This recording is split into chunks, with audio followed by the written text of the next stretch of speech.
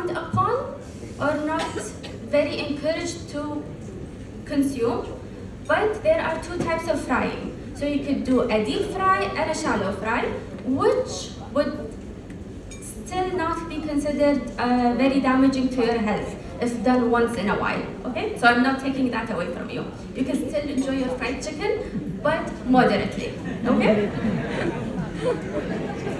Yes. Portion control, again, moderately was the key word. Your plate size matters. The smaller the plate, they say, it's better for you to control your portions instead of having one big plate and having to fill it. How many of you have done that before? Maybe a lot, okay? I do that myself, I'm guilty as well, but we try and implement it whenever we can.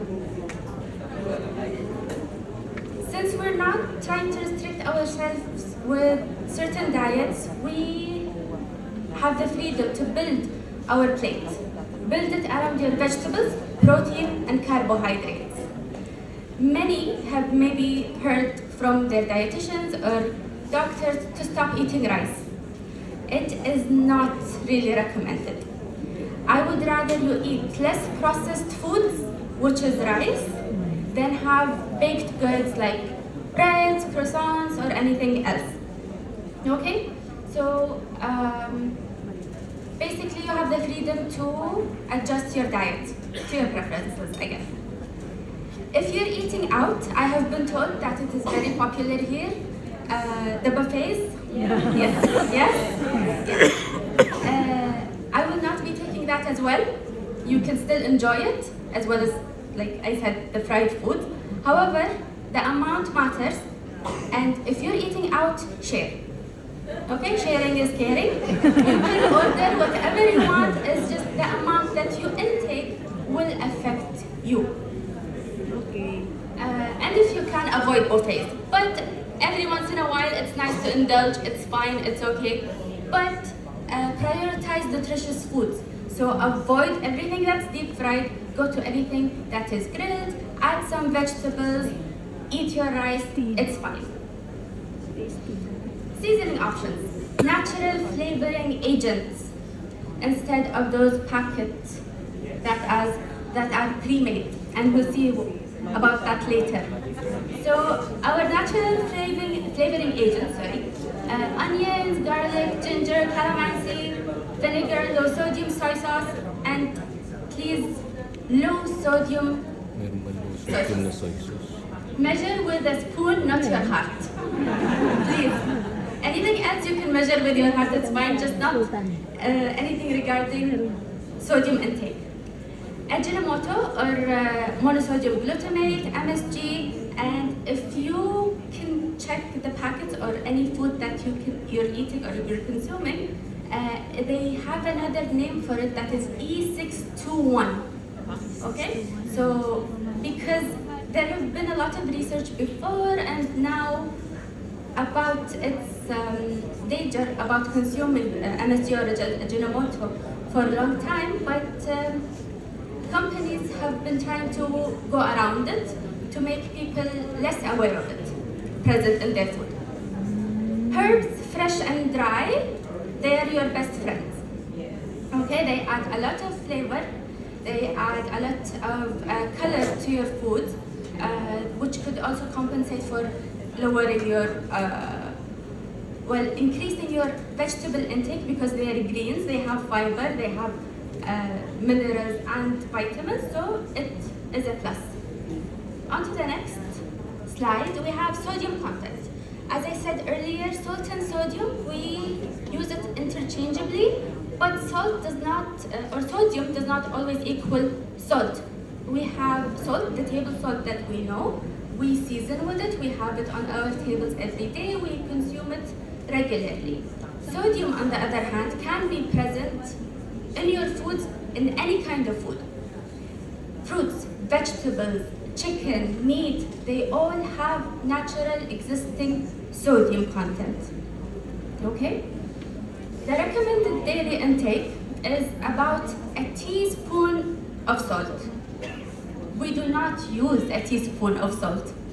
Not a day, not a meal, not anything. The teaspoon teaspoon is the green one, that is the small one, the smallest size, and the red one resembles a tablespoon. Okay? For most recipes, they require the big tablespoon for salt. Or sometimes we just pour it and measure it with our hearts again. Okay?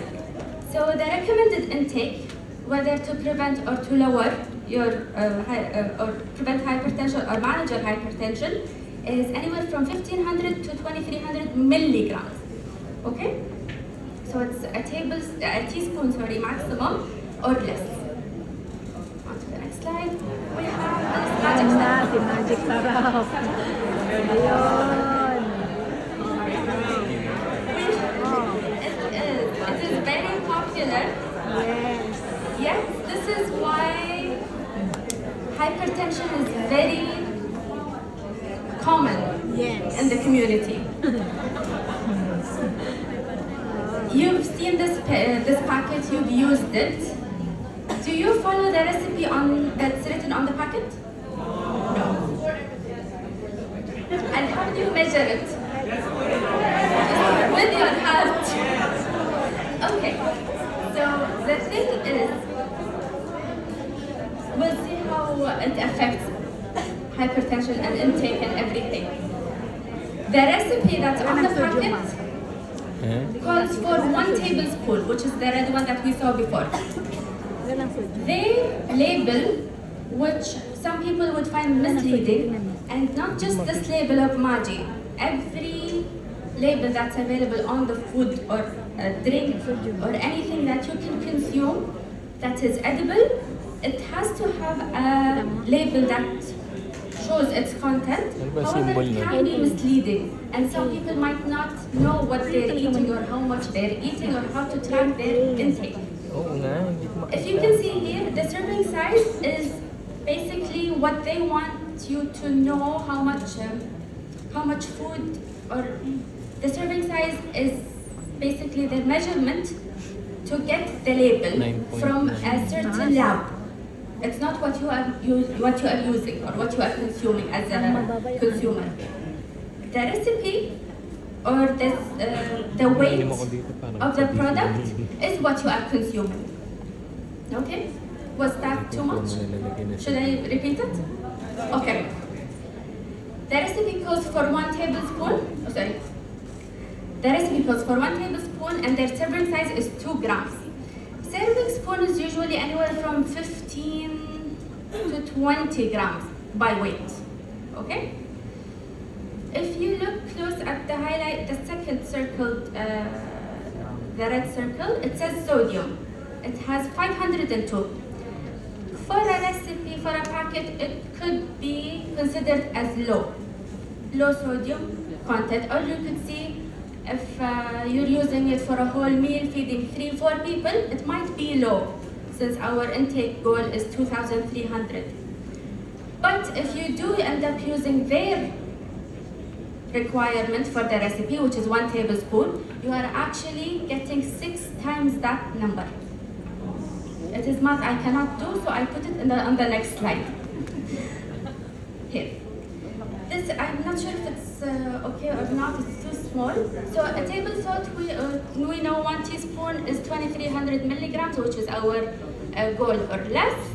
MSG or Ajinomoto has 480 milligrams a teaspoon, sorry.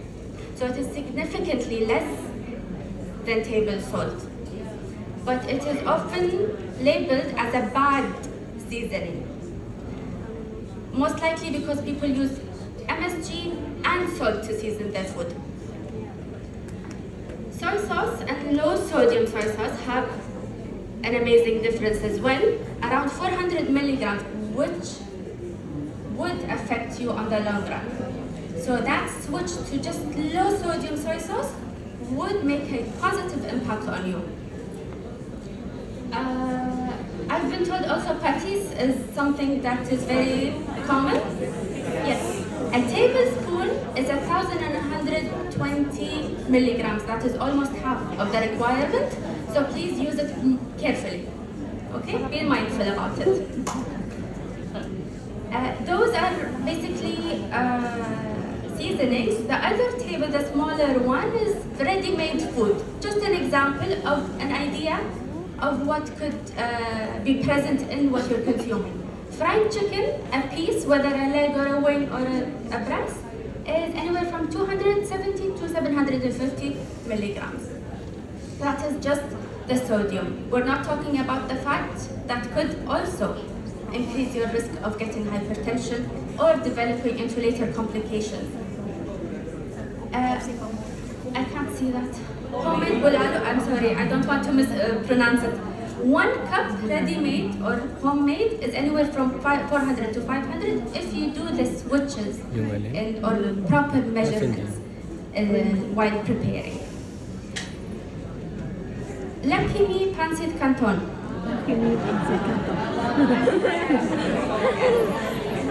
It's very high, whether it's this or any instant noodle. It is 910 just the packet itself. Okay? Chicharron, I have the Pinoy kitchen chicharron. People might have consumed it before, or any type of snack. It's usually high. The pack is, I think, this big or so. Correct me if I'm wrong. The pack is this big. You get 540.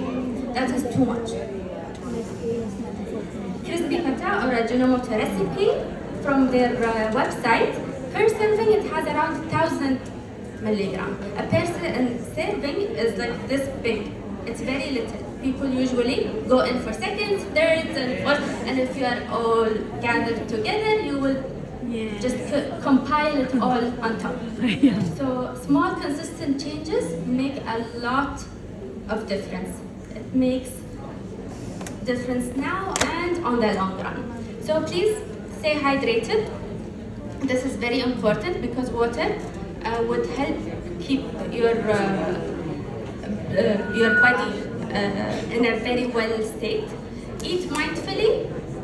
Be careful what you put inside your body, and move your body. Exercise is very important. 10 minutes of continuous walking would make a change on you on the long run. Okay? Find or create a support system. Be supportive of each other. If someone is having trouble committing to their medication, committing to their diet, or wants to make a change, support them, do not hold them back.